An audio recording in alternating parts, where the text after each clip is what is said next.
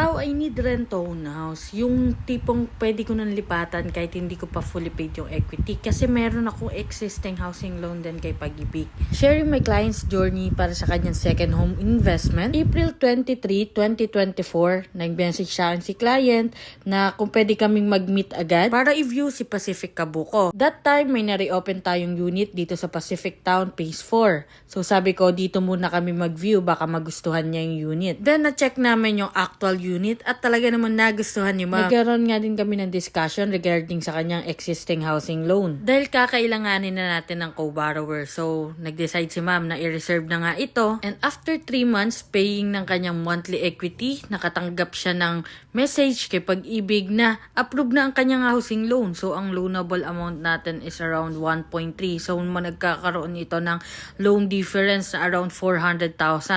And good thing is, dahil idinagdag na lang ni developer sa kanyang total na down payment ang loan difference without interest at hindi nakakailangan pa ng co-borrower. July 29, 2023 si ma'am na-approve sa Pag-ibig. At August 8, 2024 ang schedule namin for inspection. Super happy nga ni ma'am and family sa kanyang unit at nakapasok pa siya sa promo na free move-in fee. Kaya naman na-turnover na ang key kay ma'am sa loob lang ng 3 months after reservation. Sa mga gantong rent-to-own properties, ang maganda dito ay pwedeng-pwede nyo na tong tirahan or paupahan at maging self-liquidating ang unit. Sold out na nga tayo dito sa Pacific Phase 4. Ang kinagandahan naman ay meron tayong bagong property na rent-to-own din sa Barangay Kabuko, 13 Martires at Barangay Kalubkob, Naik, Cavite. Kaya naman kung isa ka sa naghahanap ng mga rent-to-own minimalist house, send me direct message para ma-schedule na natin ang exclusive housing mo.